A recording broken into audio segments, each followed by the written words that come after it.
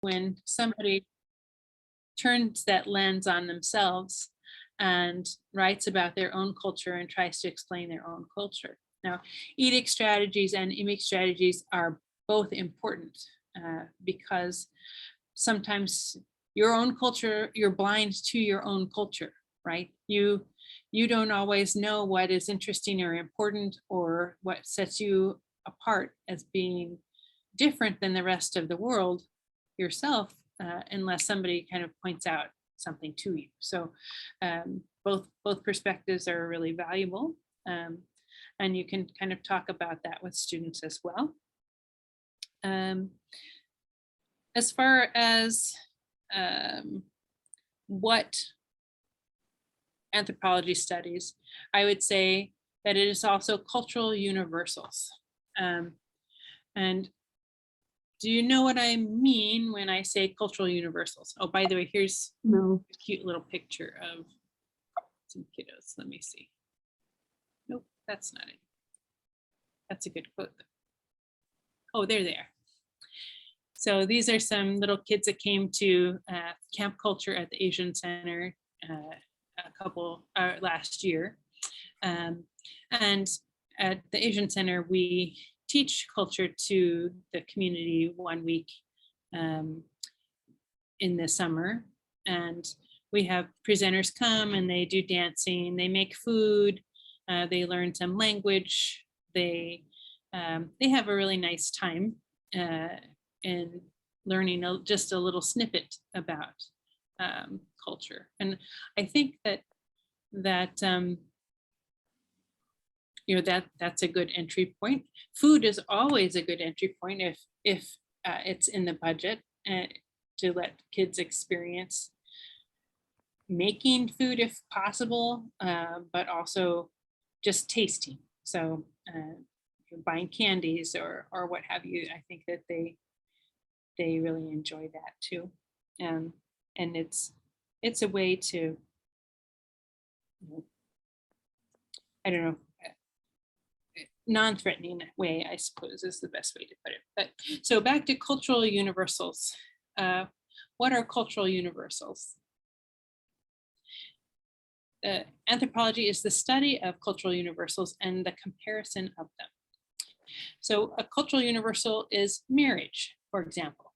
So every culture in the world has some form of marriage.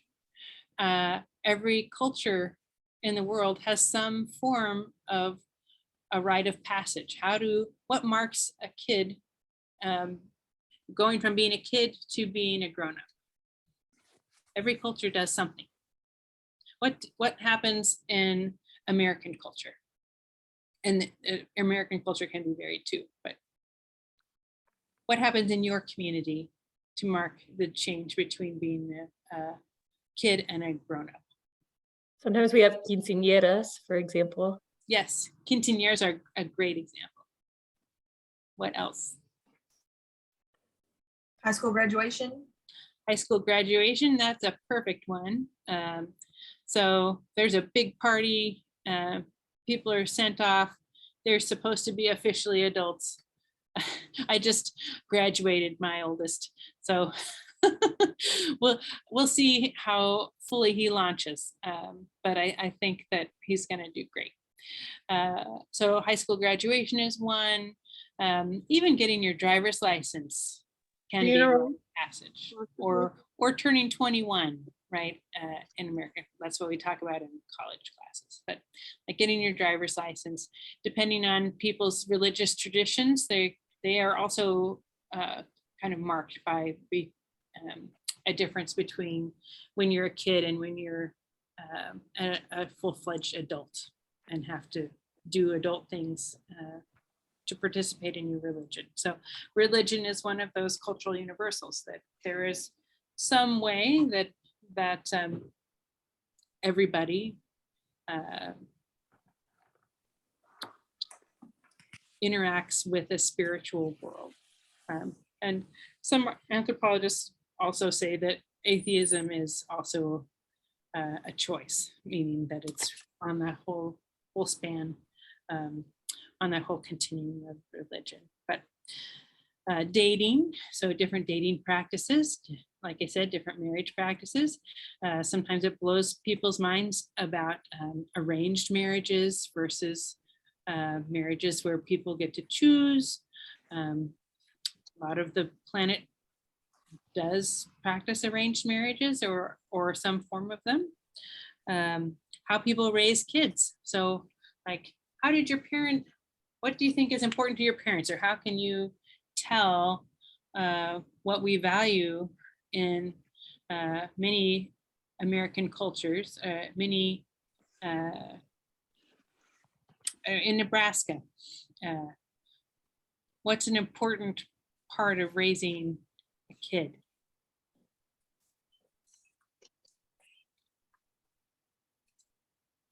It seems like, I don't know, most Nebraska families are centered around sports, church, and community. Mhm. Sports, church, and community. So some aspect of sports. Yeah, I'd agree with that. And most families have some kind of religious participation in something, because that, and depending on how big your town is, that could be the main source of community as well. Also, maybe just in general, it's independence, right? So from the time your baby is born until you're launching them to graduate at 18, you're trying to teach them to be independent.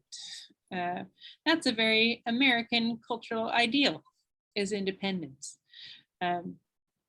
So when you grow up in a society that has more of a collective bent to it, the focus in all of the parental interactions is respect, or it is your effect on your community. So thinking about how you affect others. So it's a different focus that kids in other places experience from their parents, those different values. And that's not to say that different families don't have different values, but that's kind of in general. So like the big C versus the little c sorts of differences. So how does this, oh, go ahead, Alicia. Thank you. Sorry, I didn't want to interrupt. I was just wondering, when you're teaching this in particular to your students, what are some activities that you use to like engage them in this or have them really think on a deep level? I was just brainstorming while listening to you. Yeah. Those are amazing examples. Sure. Well, I mean, so one of them was making like a profile where they talk about their own habits and trying to like watch a video and then make a profile of somebody else. Trying to paint a picture for them, and it could be in like from a movie clip or some kind of TV show clip where you get to see how people interact with each other. That's always good. And some of the kids like to watch anime. Anime can be clips from that. They would really probably like that. But there's so many like international movies that you can find even on Netflix. So you can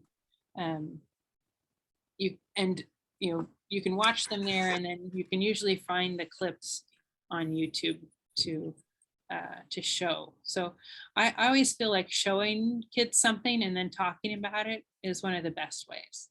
And like I said, the making sure that we also contextualize what we're seeing, and that this is just one family's experience in Japan, or this is one family's experience in Germany, and other families may do it other ways, but there are some key differences, such as the school day, how it's structured, how kids act towards their parents, that kind of stuff. can be fairly different in that context. So other ways, like just active learning, so making things, making hats. We have a staff that's from she's Uyghur from China, and they wear these special hats, and so she taught the kids how to make the hats. And while they're making the hats, she could talk about culture in general too. So kind of engaging it in more than one level while you're talking, because having somebody just talk to you is not always that exciting, but being able to show an experience is. Thank you. I appreciate it. I appreciate your examples, and there's more coming in the chat. So thank you very much. Oh, good. Should I look at the chat? Let me see.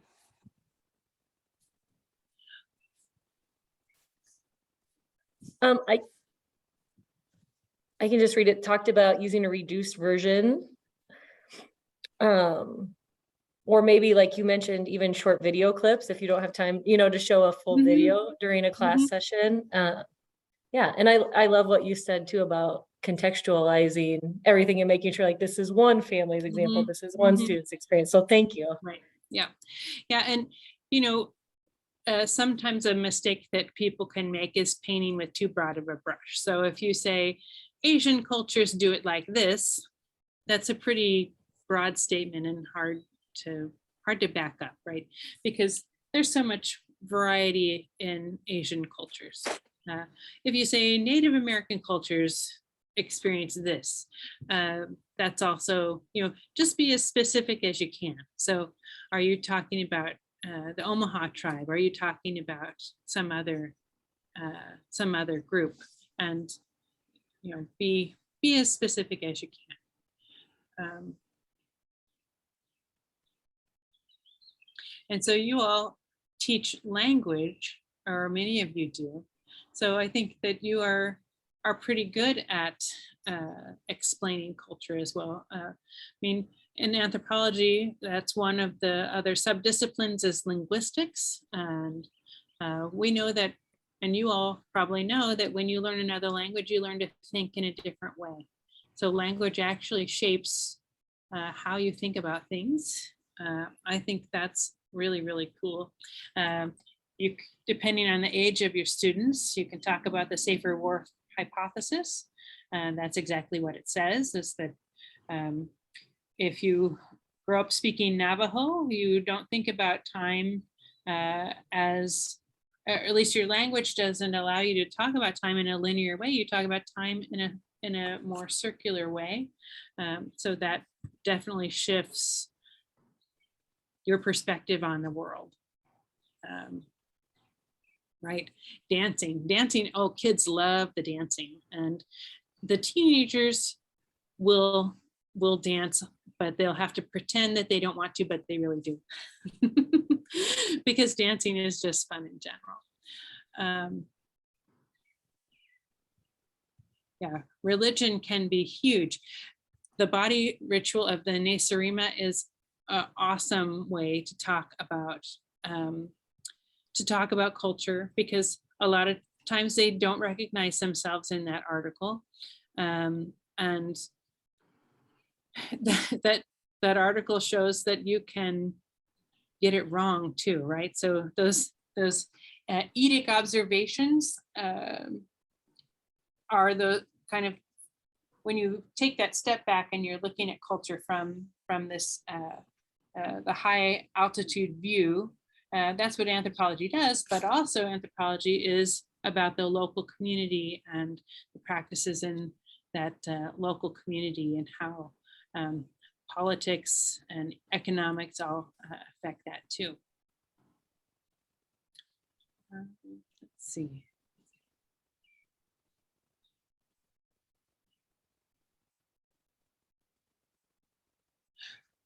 Right. So Chime, you say that one of your kids doesn't like to celebrate the birthday because of his religion. So yes, some religions don't want you to celebrate birthdays. and you know, to do that would be, he would feel like uncomfortable doing that. Some cultures you shouldn't take photos of yourself. Some culture you shouldn't. You know, it just depends on the religion and you know, asking people. So probably you have multicultural classrooms, right? You know, who all is in your classrooms?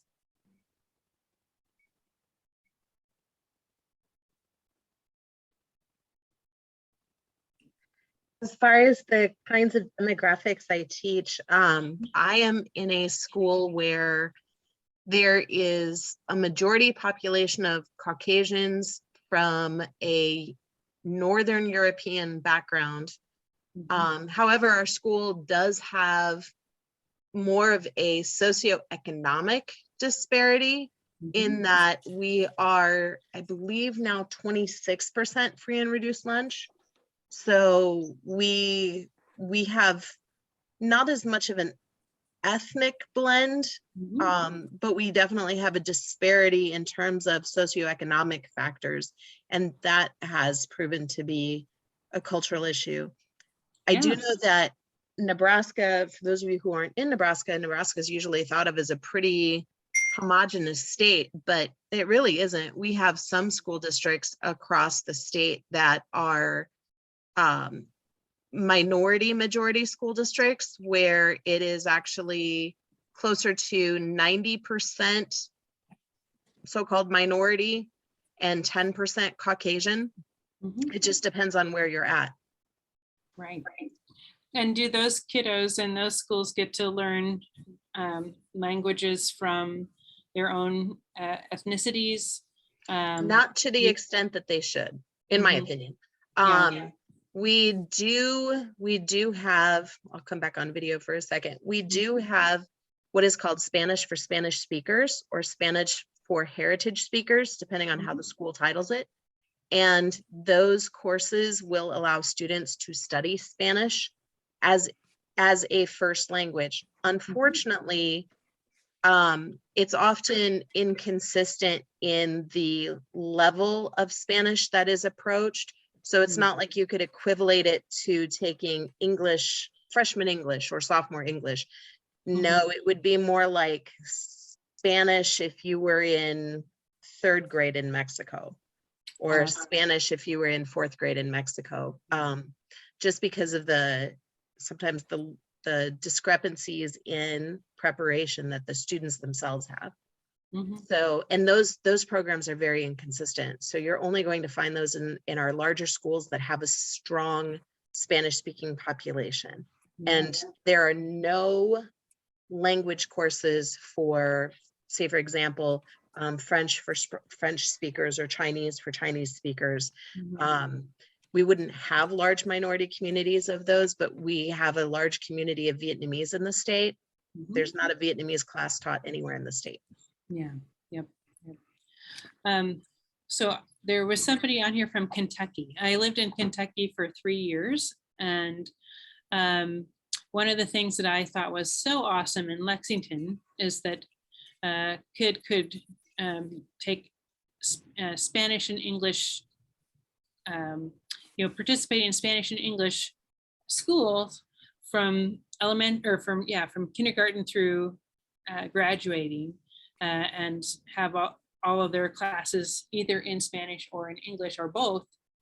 So they're learning so thoroughly in both languages.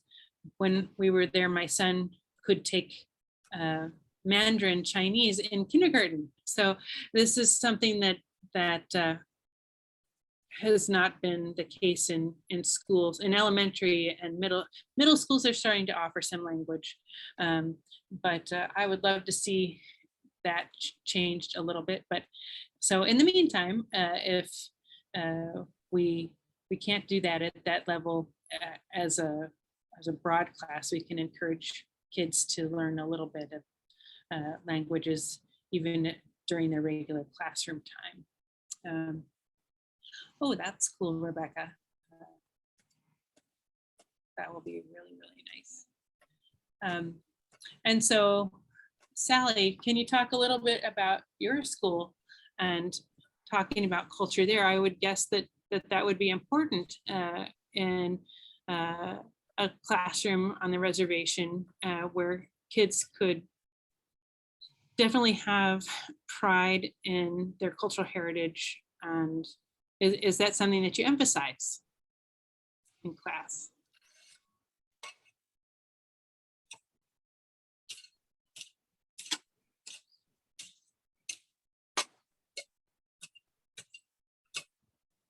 Sally, I'm Is not Sally sure. Huh. I'm not sure you are unmuted. You might want to unmute yourself and you can respond to the group.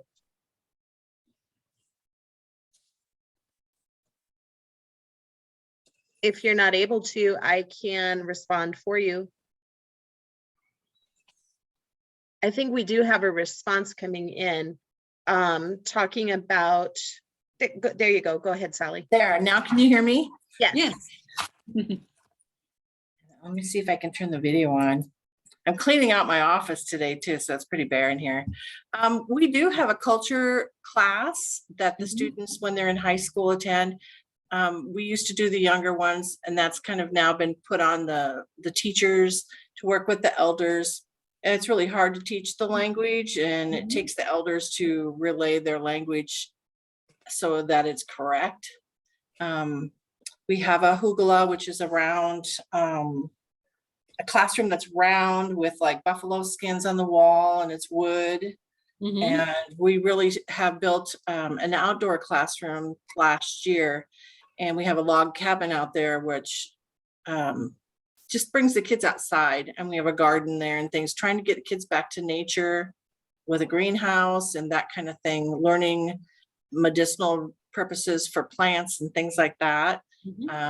Some of the elders do come and put up a teepee, but within a few blocks of our school is the powwow grounds. So we also participate in that every August. And a lot of people that work in our school participate as dancers.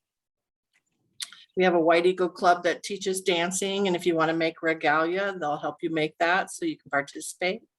So yeah, it's our culture though. The kids don't get exposed to a lot of other cultures, which I think is what they're missing out on. But Sure. Yeah, well, it's good to learn how to experience and interact with other cultures all the way around, right? So right, yeah, but I think that that's wonderful for kids to have the opportunity to feel proud of their heritage and to have that celebrated and seen like that. So that's, you know, that's what you want to hear for sure. Sounds like you did a good job with that. thank you. So one of the things that we do in anthropology is called participant observation. So that is the method. So anthropologists, as I was telling you, go into the field. They do field work, and part of their field work usually involves study for a year or 2 years and living in the community that they are learning about. And if they don't know the language already, then learning the language, learning customs. And they do all that by doing something called participant observation. And so that means that it's the work of an anthropologist to actively participate in the culture in which they are living, so that you know, you have authentic experiences, and you find key informants who can explain things to you. Usually there's always somebody who is willing and able to kind of inform you of the insider perspective versus the outsider perspective. Or if you're an insider, so like I said, the eight economic strategies, maybe there's a person that will help ask questions in that objective and, you know, longer distance view that to help you observe what you're seeing. Participant observation is dancing. When people dance, it's making the food, it's doing religious practices. So somebody is going to study the Yanomami in Venezuela, then they may also be taking the hallucinogenic powder so they can commune with the spiritual world. It could mean that you're living in a place where, anthropology is practiced so differently around the world, and even in the United States, people want to know how sub-communities interact and operate, and just the nuances of say, being a drug user in this particular town, in this particular area. Maybe that's your anthropological group. Yeah, that's a great idea, Stephanie. So a tool that I always use in my classes is just writing. So after we observe something and discuss it, then I do usually always have people do a little bit of writing to process. And so that's where you can get some really authentic observations, and it allows kids some time to process what they've seen and heard, and can really hit home for them that way. So yeah, good idea. Let's see. So the other aspect of anthropology is that it is a holistic science. So holistic meaning that you care about the whole person. So those cultural universals of people's spiritual lives, their childhood, their adulthood, their being a senior citizen. How are senior citizens treated in different cultures? What does the school day look like? How do people raise kids? All of that is the holistic nature of anthropology. It is a scientific study as well. So we try to do those two lenses, like I said, the lens from the distance, the global lens, and the local lens is how we say it. Anthropologists produce something called an ethnography. So it's called doing ethnography and writing ethnography. So when you do ethnography, you're going to do your field work, that's the study, but then also the work product, the thing that you write that tells about what you did, is also called ethnography. And there are lots of different short ethnographies that would be accessible for high school students to read, for sure. One of my favorites is on the Dobijunquazi, which is a ethnic group from Botswana.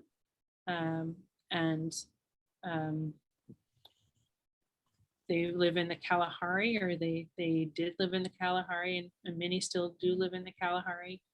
And that one is really nice because it starts with people that the author met in like the 50s or 60s and continues to the present day, so that you can see that culture is not static.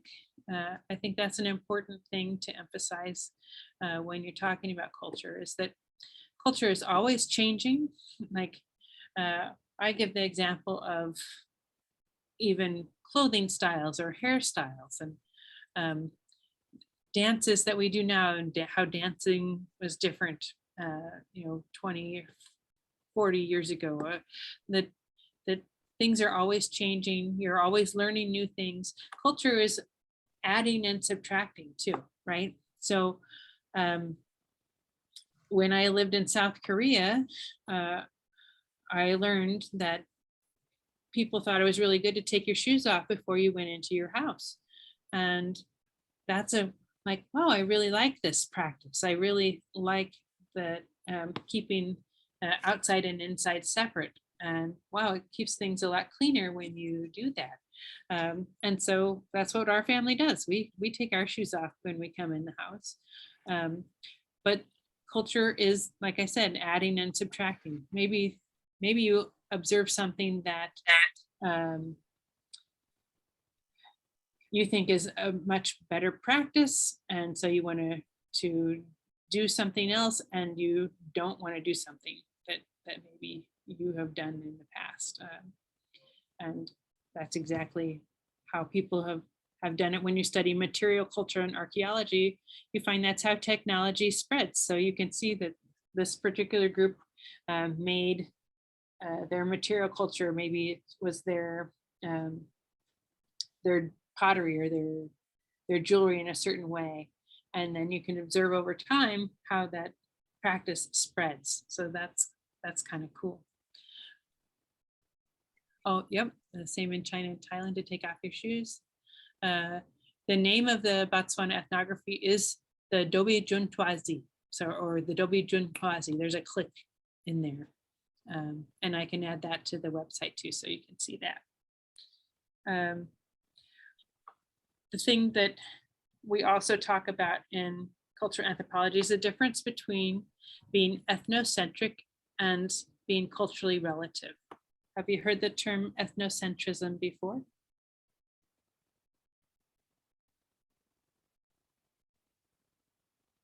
So ethnocentrism is centering your own experience over others.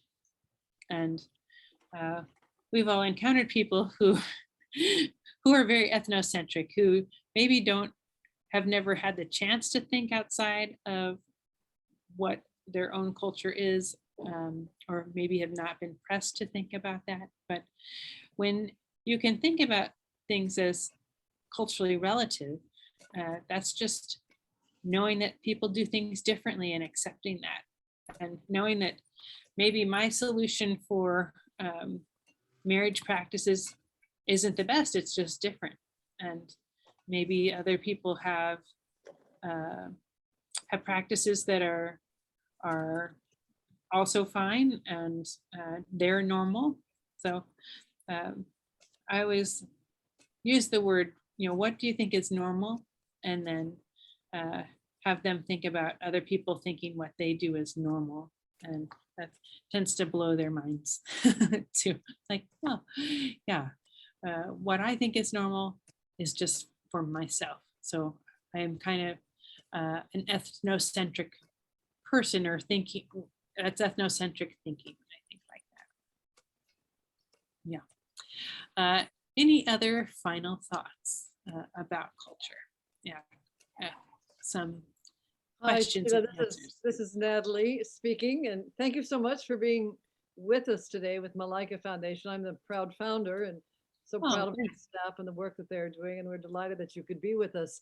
Tell us a little more about this wonderful Asia Community and Cultural Center. Are Lincoln teachers involved? Lincoln literacy? Are you working as we prepare, hopefully, for Ukrainians coming in? Is it specifically Asians? How many Afghanis have come in? But maybe give us a bit more of a background on how our educators and our colleagues can be more involved and to assist you. Sure. So the Asian community and culture has served all immigrants and refugees since 2006. So not just people from Asia, although that is primarily who we serve. We have around 1,800 unique clients, or unduplicated is the word that we use. Wow. But those clients come to us at least 7 times a year. And most of the time when they come to us, they need 5 to 7 different services at a time. Wow. So that translates to around 30,000 services that we've provided in a year. And because we've just hired 4 Afghan staff and 1 Ukrainian staff to support the people who, the Afghans who came to the US in August, and many arrived in Lincoln in November. And then also Ukrainians are arriving right now. They're coming from different avenues. They're unique because they don't have the supports that other refugees have, because they haven't been declared officially refugees yet, like Afghans have. So it's coming, I think, but luckily the community's been really supportive and helping us fund a caseworker to help people find a new place to live. So at the Asian Center, we teach English, we teach citizenship, we teach English for driving because people need to learn how to drive. We have a driving simulator so people can practice, but then our staff take them to the DMV so they can get their licenses. We help them, find places to live, sign up for any kind of benefits that they're qualified for. But then the other aspect of what we do is with health and mental health. And so we have lots of groups where people can learn about how to access mental health care and other kinds of health care in Lincoln and in the United States, how that system's different than maybe their home countries. Getting just peer support from each other is a large part of what we do. We work with just about every other nonprofit in Lincoln to make sure that people get the services that they need. So that does include Lincoln Literacy, and maybe about 40 others that we partner with. Now, do you have federal funding or state funding, or is it all private philanthropy? We have all. So we have federal, state, local foundations, Okay. and private donations. Well, thank you so much for this yeah. incredible work. It's very impressive. Thank you. Thank you. Yeah, we were kind of on the front lines during the pandemic as well. So the staff worked tirelessly in making sure that people got up-to-date information, and that we were giving people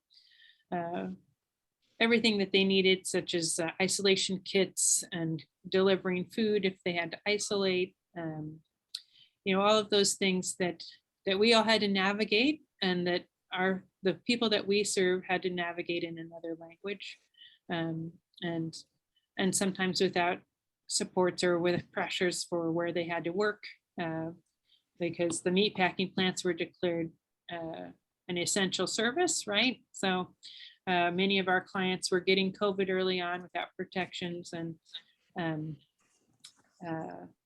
we're glad that we're all able to move to a safer place with regard to the pandemic now. But thank you so much. I'm yeah. also wondering, would it be possible for you to just give us a listing of the most important maybe references and videos that our colleagues, our teachers could use in their classrooms? You mentioned several, and Yeah. Actually, that's a great idea, Natalie. What I'm gonna do is I'll get that from Sheila, and Okay. I will post that and send that out to Okay. everyone who is participating today. Great. So you'll Thank be you so getting much. that in an email. You just have to watch for it. Okay, thank you. Yeah. Any other questions or comments?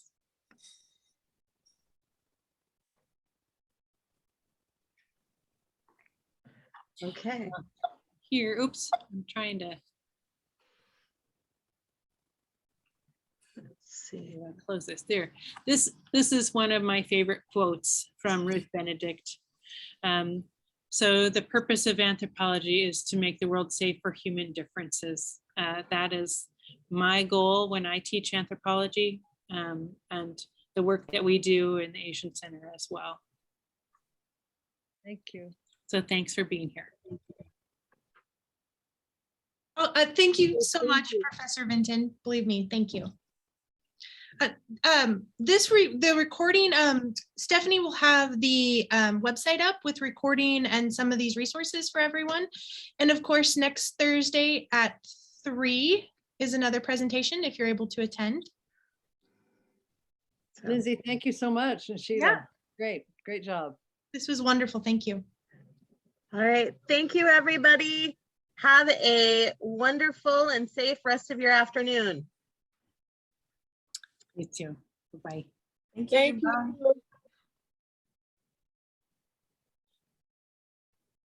Do you want me to hang on, or you can just email me, Stephanie? How about that? Actually, let me turn this video back on for a second. I have had trouble getting through with your email. I'm not sure if you're getting my emails. Huh. Because I've emailed you a few times and my guess was it just wasn't coming through. So let's try this. I'm going to put my email in the chat for you. Okay. And why don't you send me an email, and then that way the filters know that it's legitimate. Okay, that sounds good. You're putting it in the chat? Yeah, it's a long one. Okay. I really should have made that shorter. I just had to say thank you again. It was nice to see you, Sheila. Yeah, nice to see you, Lindsay. I know Sheila a little personally. We have a personal connection, so. Yes. Well, that's awesome.